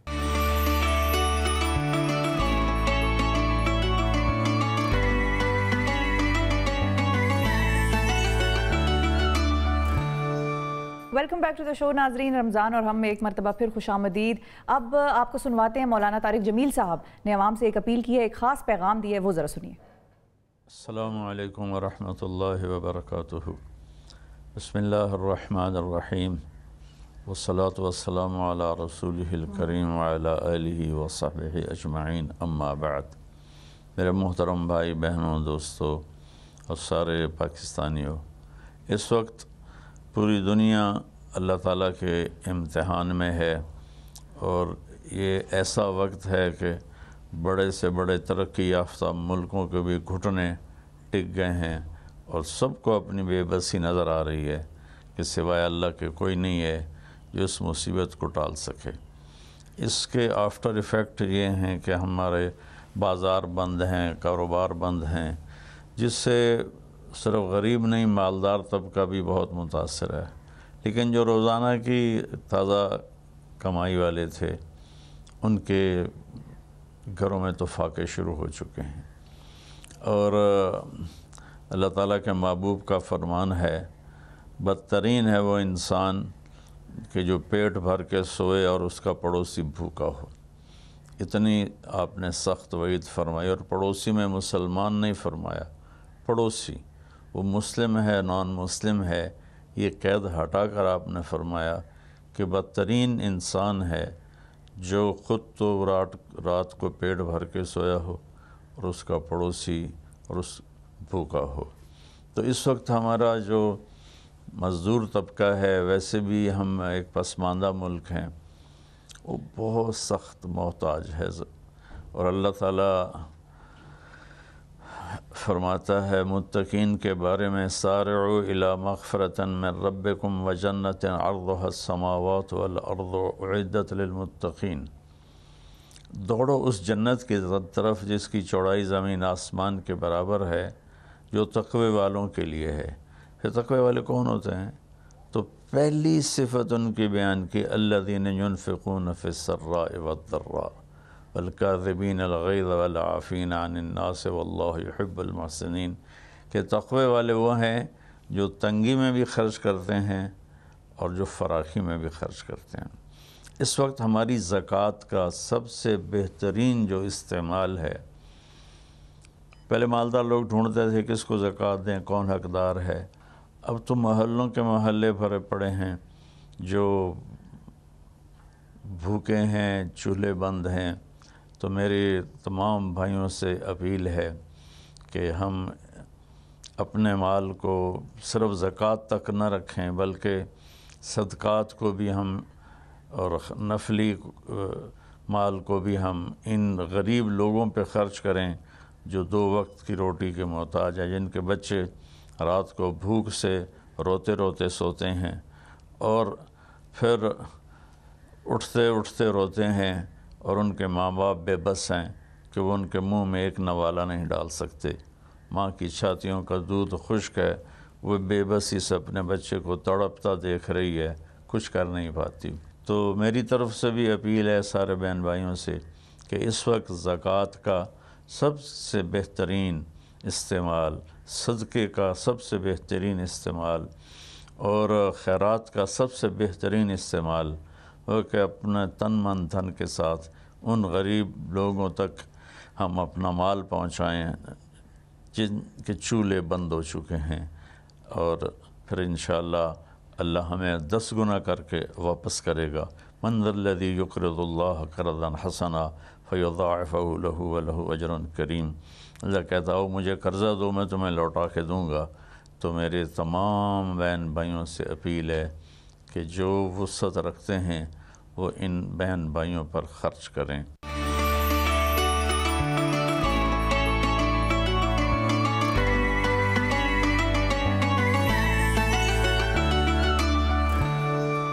Welcome back. रमज़ान और हम में खुशामदीद। इफ्तार का वक्त जैसे जैसे करीब आता जाता है, वैसे भूख का जो मामला है वो ज़रा गंभीर होता है। और आपसे फिर वही जो दुनिया भर में शिकवा मैं हमेशा करता आया हूँ कि खाने पीने का इंतज़ाम आपने कुछ ना किया है ज़िंदगी में, कम से कम रमजान में ही रोजे से हूं ना मैं, नहीं तो अफ्तार तो करना है ना, या इफ्तार नहीं करेंगी रोजे में? आप अफ्तार भी नहीं करती? नहीं, अफ्तार तो करेंगे। अच्छा ठीक है, मतलब ऐसा तो है ना कि अफ्तार करना होता है रोजे में, ये भी आप लोगों को एक दीनी तरबियत में आपको दे दूं कि सहरी और अफ्तार करनी होती है, उसमें खाने पीने की इजाजत होती है, उसके अलावा जो वक्त है सहरी और अफ्तार के दरमियान का उसमें नहीं कुछ नहीं खाना पीना, बिल्कुल। लेकिन जो अफ्तार करवाने का जो सवाब है उसके बारे में बहुत आपके बारे में आपको चाहिए कि आप पता करें। अच्छा। ताकि लोगों को अफ्तार करवाएं। आज आपने कोई इंतजाम नहीं करवाया? मैंने बिल्कुल इंतजाम किया हुआ है, और मैंने इंतजाम किया हुआ है इफ्तार मजेदार का। इफ्तार मजेदार वो कहाँ है? अभी दिखाते हैं आपको। आयशा, शेफ आयशा आज हमारे साथ हैं। अस्सलाम वालेकुम आयशा। अस्सलाम वालेकुम। वालेकुम सलाम आप सबको, और पाकिस्तान और पाकिस्तान से बाहर जहाँ जहाँ हम टीवी की न्यूज़ की नशियात देखी जा रही है, आप सबको रहमतों बरकतों का ये महीना रमज़ान मुबारक। बिल्कुल जी, बहुत मुबारक आयशा, बहुत मुबारक।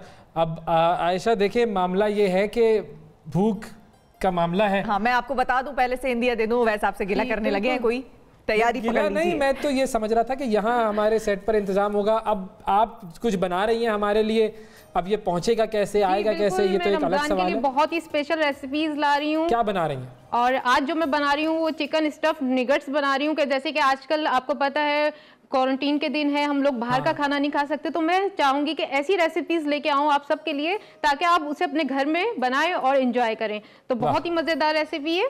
आप स्टफ्ड चिकन नगेट्स हैं, मैंने यहाँ पे चिकन ली है जी, चिकन स्टफ निगट्स है। इसमें मैं चीज स्टफ करूंगी जो कि बहुत ही मजे के होते हैं, ऊपर से क्रिस्पी है, इसे कोट करूंगी। अच्छा, साथ ही जी बताइए बताइए आयशा, शुरू कीजिए आप अपना ये जो खाना पकाने का जो अमल है, इसको हम देखना शुरू करते हैं। आप पकाना शुरू कीजिए और गाइड करते रहिए कि कैसे बन रहा है। जी ठीक है, फिर मैं यहाँ स्टार्ट करती हूँ। यहाँ मैंने बोनलेस चिकन ली थी, एक पीस लिया था पूरा, और उसे बिल्कुल बारीक पीस लिया है। इसके अंदर मैं जो जो चीज़ें शामिल कर रही हूँ वो बताती हूँ आपको। ये है ब्रेड का बिल्कुल चूरा मैंने कर लिया था, इसका एक स्लाइस का, वो ऐड कर रही हूँ। अच्छा, मैं यहाँ पे थोड़ा बॉल बड़ा ले लेती हूँ ताकि मिक्सिंग अच्छी तरह हो।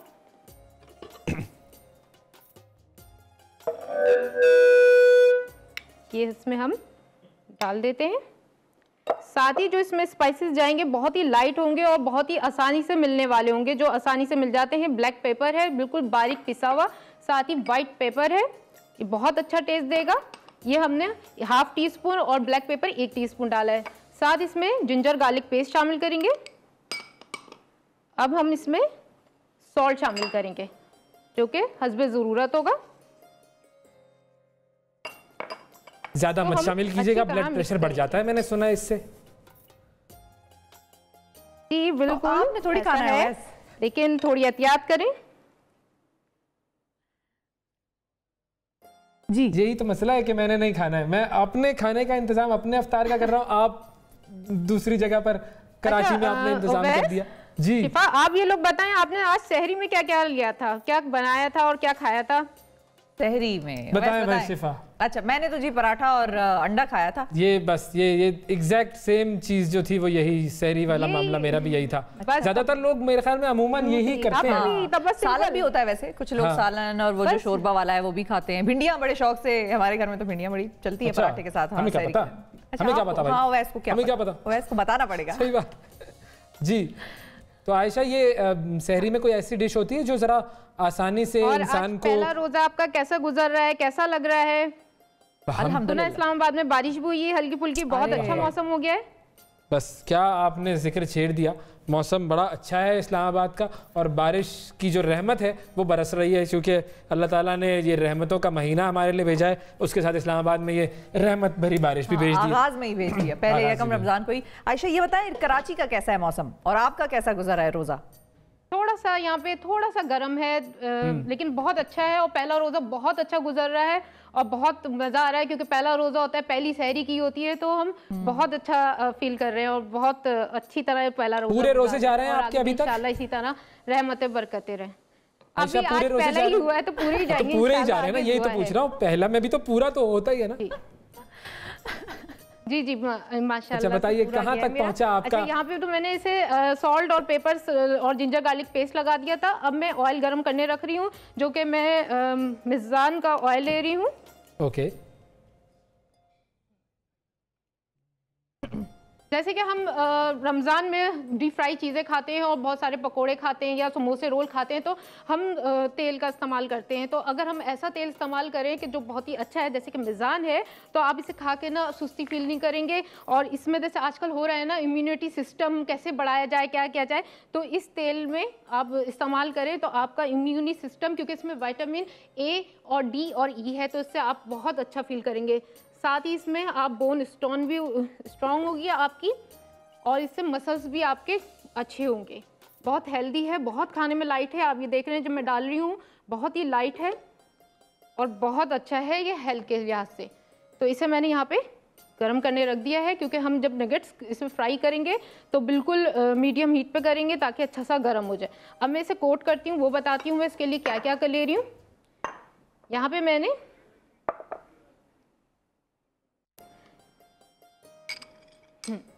نگٹس جو ہوتا ہے یہ بہت ہی مزیدار ہوتے ہیں, بچوں کو بہت پسند ہوتے ہیں, تو اس لیے میں نے سوچا کہ آج جو ہے وہ ایسی ریسیپی بناؤں جو کہ بچوں کو بہت پسند ہے. اور یہ بھی ہوتا ہے کہ جب پہلا رمضان ہوتا ہے تو بعض گھروں میں بچوں کا پہلا جو افطار روزہ خوشائی ہوتی ہے وہ بھی کروائی جاتی ہے. تو اگر آج جن بچوں کی روزہ خوشائی ہے تو ان لوگوں کے ان کے پیرنٹس کو بہت بہت مبارک ہو اور ان کی ماما یہ ریسیپی ضرور ٹرائی کریں. تو پھر میں آپ کو بتاتی ہوں کہ اسے کوٹ کرنے کے لیے میں کیا کیا لے رہی ہوں. یہاں پہ میدا لے رہی ہوں, کارن فلور لوں گی, اسے میدے میں شامل کر دوں گی, ساتھ ہی اوریگانو لیف شامل کر دوں گی. اسے اچھی طرح مکس کروں گی.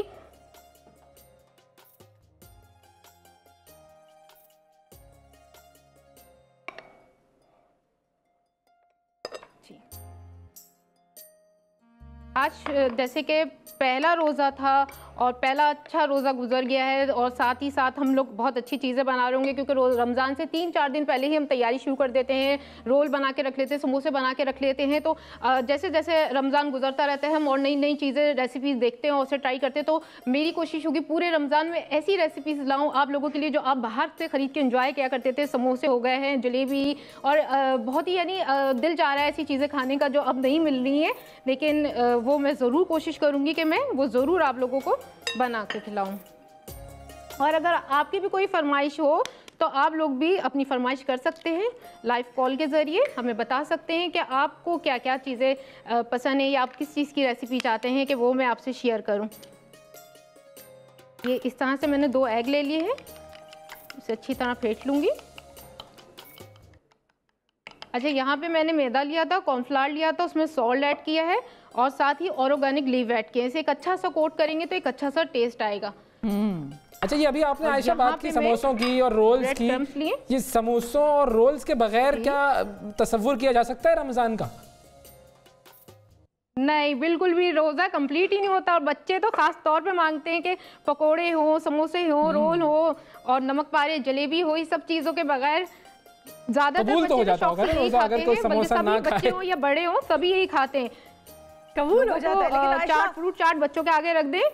لیکن عائشہ آپ نے ایک کام کرنا ہے میرے لیے, اور ویس کی تو آپ نے گلے سن لی ہے, میرے لیے آپ نے کوئی ایسے منفرد قسم کے پکوڑے بنانے ہیں نا اگلی دفعہ جب بھی ریسیپی ہم آپ سے لے رہے ہوں گے, کہ دیکھیں وہ آلو کے بھی نہ ہوں, وہ بینگن کے بھی نہ ہو, وہ مکس پکوڑے بھی نہ ہو, وہ کسی اور چیز کے پالک کے بھی نہ ہو, وہ پیاز کے پکوڑے بھی نہ ہو, کوئی ایسا منفرد سبزی یا کسی چیز کا پکوڑا بنائیں. وہ نام کے پکوڑے ہوں بس. نہیں یار کسی دیکھیں پنیر کے بھی پکوڑے پشاور ہمارے شہر میں تو بہت مشہور ہیں, وہ بھی نہ ہو.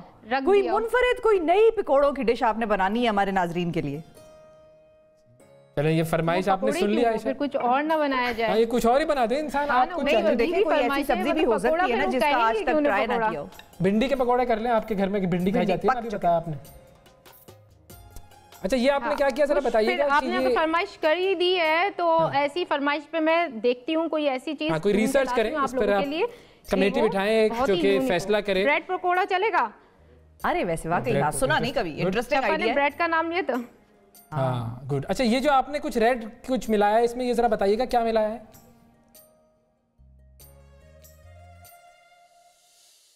اچھا آپ تک آواز پہنچ رہی ہے؟ جی جی جی جی.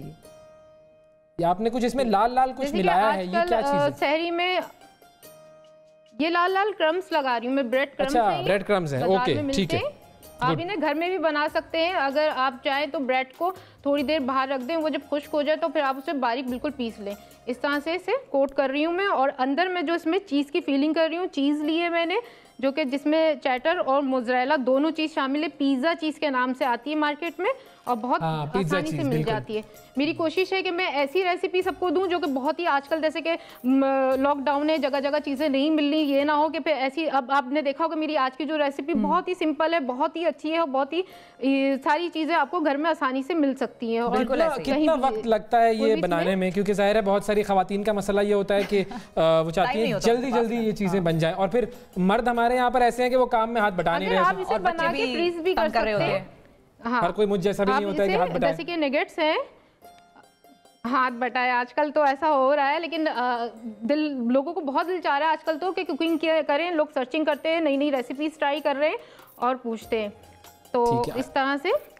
अच्छा आयशा, आप ये जो अपना पकाने का अमल है ये जारी रखिए। हमारा एक और सेगमेंट है, हम उसकी तरफ जाते हैं और फिर आपकी तरफ आएंगे जब ये जरा दोबारा आपका मामला जरा करीब हो जाएगा, पकने के करीब हो जाएगा।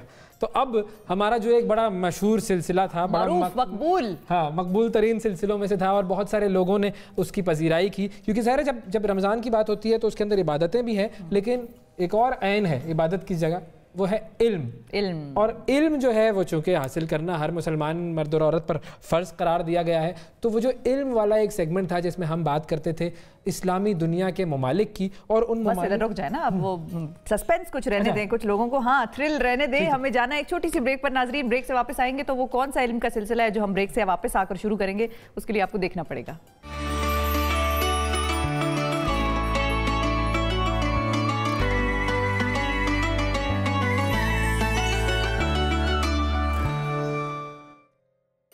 वेलकम बैक जी, रमज़ान और हम में एक मरतबा फिर खुशामदीद। हमने अपना कुकिंग का सेगमेंट जो था उससे कुछ देर के लिए रुखसत ली है, चल रहा वो अभी भी है, चल रहा, पक रहा है, खाना पक रहा है। हाँ। तो जब वो मुकम्मल तौर पर ज़रा पकने के करीब होगा हम आपको दोबारा वहाँ पर लेकर जाएंगे, क्योंकि ज़ाहिर है मज़ेदार पकवान तो हमें चाहिए, ज़रूरत है हमारी। लेकिन अब ज़रा हम इल्म की तरफ चलते हैं और हमारा सेगमेंट है जिसमें हम आपकी वाकफियत के लिए बताते हैं उन इस्लामी ममालिक के बारे में जो कि दुनिया में इस वक्त मौजूद हैं, उनकी हिस्ट्री, उनका कल्चर और उनके मुख्तलिफ ऐसे ख़ास बातें जो कि वाकई लोगों को पता होनी चाहिए। तो आज जिस मुल्क का इंतखाब किया गया है वो कौन सा है?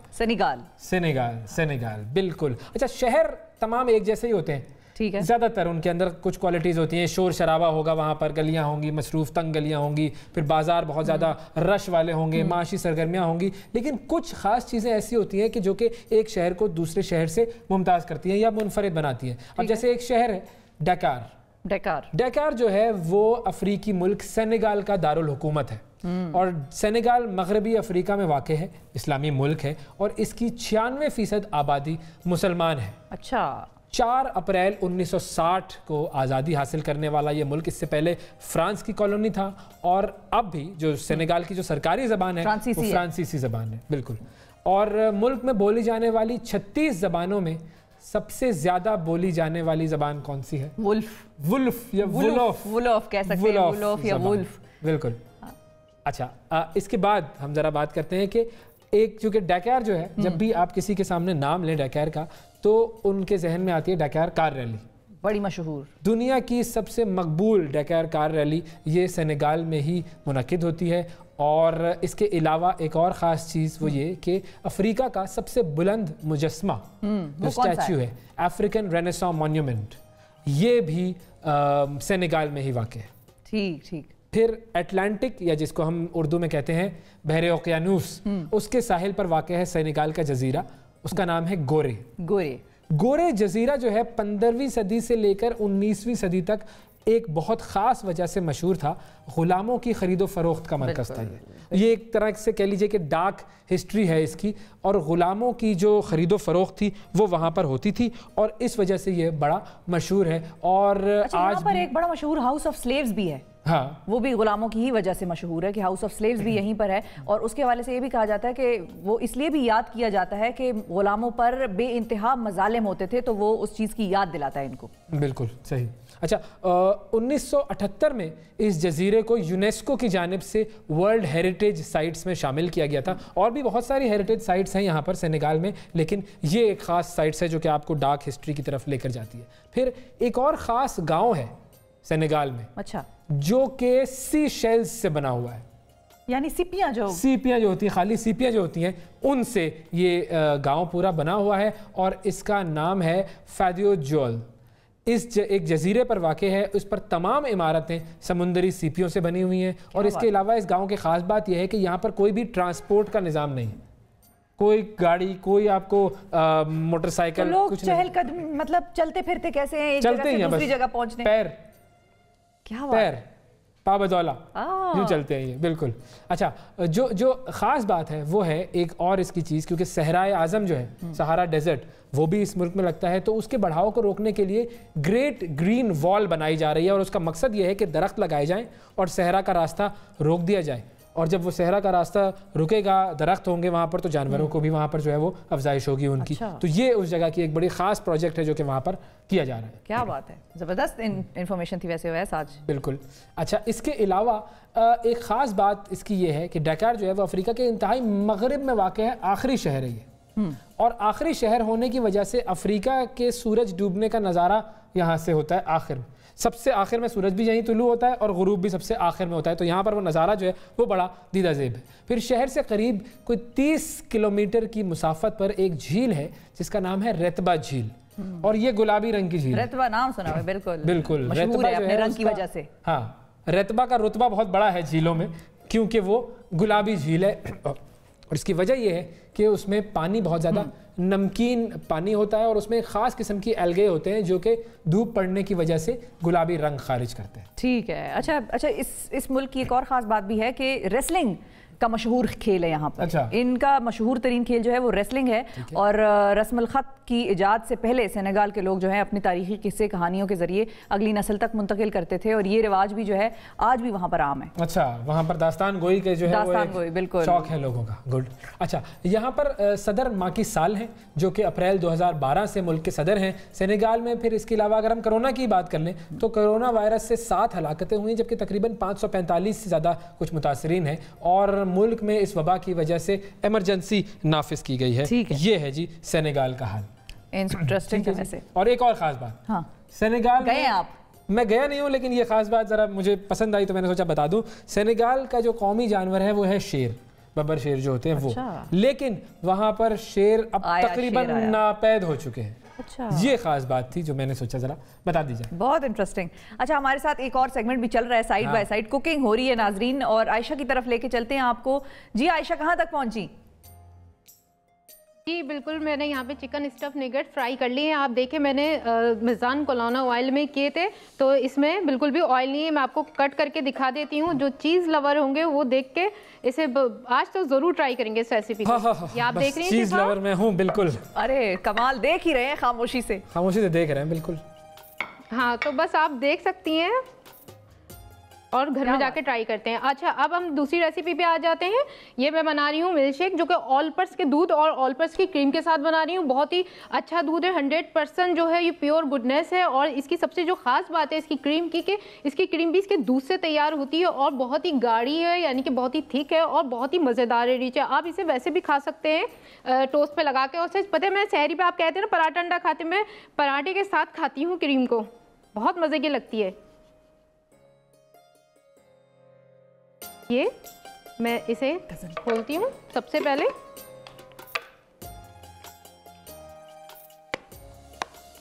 آل پرس کا دودھ شامل کرتے ہیں۔ سب سے پہلے 2 کپ لے رہے ہیں ہم، کیونکہ 2 گلاس بنا رہے ہیں۔ اس میں ہم چیکو شامل کر دیتے ہیں، چیکو بنانا شیک بنا رہے ہیں، بنانا شامل کر دیتے ہیں اس میں،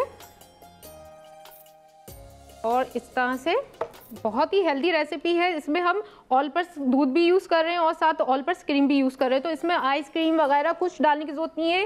یہ اتنی گاڑھی ہوتی ہے کہ اس میں ضرورت نہیں ہے کہ آپ لوگ اس میں اور کوئی چیز ڈالیں۔ بہت ہی یمی فلیور ہے اس کا، خود کا اپنا ٹیسٹ اچھا ہے۔ میں جب بھی بیکنگ وغیرہ کرتی ہوں تو اسی کا استعمال کرتی ہوں، اسے وپ کرنے کی بھی اتنی ضرورت نہیں پڑتی۔ تھوڑی سی آئس شامل کر دیتے ہیں، اگر کہ اس میں ہم چینی شامل کر رہے ہیں، اگر کہ آپ بہت ڈائٹ کانشیس ہیں تو آپ اس میں ہنی بھی یوز کر سکتے ہیں۔ ٹھیک ہے، اس طرح سے بس یہاں ہمارا چیکو بنانا شیک تیار ہے۔ اسے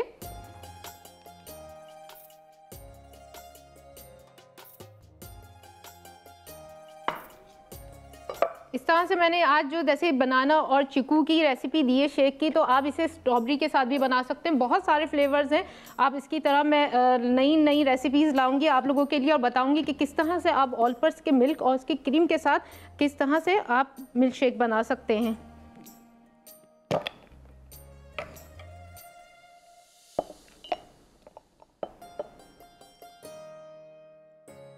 दो गिलास हमने मज़ेदार तैयार कर दिए हैं। हमने यहाँ पे ऑलपर्स की क्रीम ली थी, देखें कितनी गाढ़ी है। वाह, ये कितने ग्लास बन गए?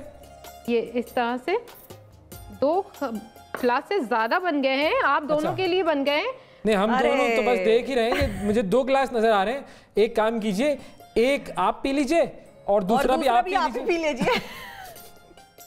दूसरा भी मैं ही भी लेती हूँ। बिल्कुल सही है। लेकिन आप यहाँ पे अगर रेसिपी देख रहे हैं तो आप इसे अपने घर में या आप अपने सेट पे भी ट्राई करवा सकते हैं, बनवा सकते हैं।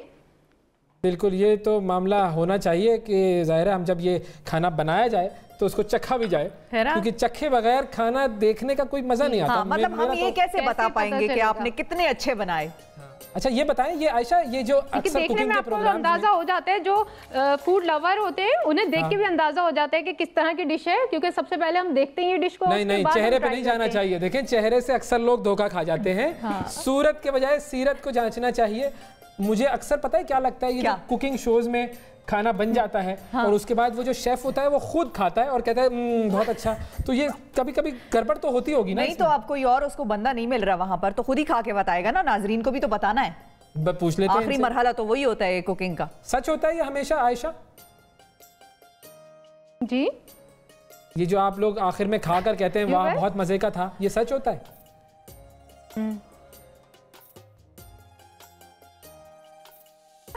जो आप लोग खाना बनाते हैं और उसके बाद खाते हैं, टेस्ट करते हैं और फिर आप कहते हैं वाह ये बहुत मजे का था, तो वो आपने चखा होता है, तो आप सच बोल रहे होते हैं कि बहुत अच्छा बना था?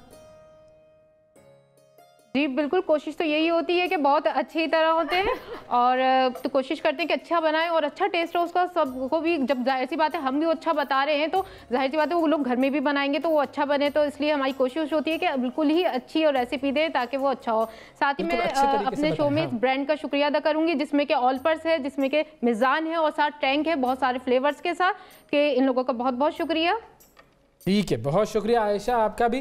हमारे साथ रहिएगा। हाँ। अभी हम ब्रेक की तरफ जा रहे हैं। बिल्कुल जी, हम ब्रेक की तरफ जा रहे हैं नाजरीन, एक छोटी सी ब्रेक लेते हैं।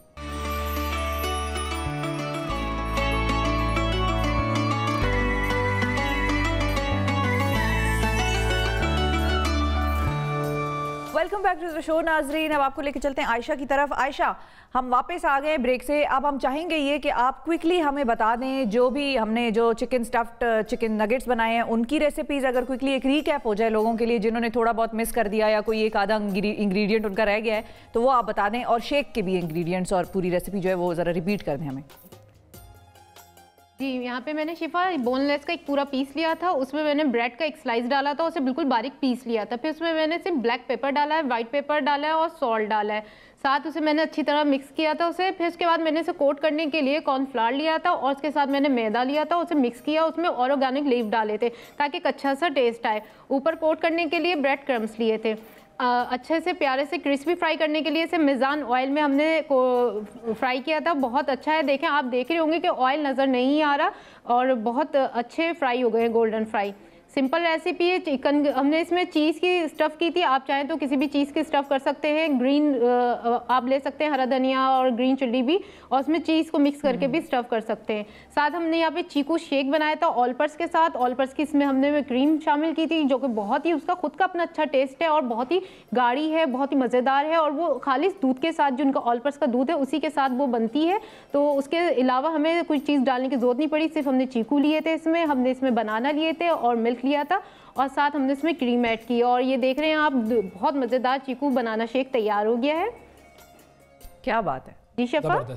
जी बेहतरीन, ज़बरदस्त भाई। अब देखने में तो अच्छे लग रहे हैं, अब जब अफ्तार के वक्त आप इसे खाएंगी तो हमें याद रख लीजिएगा।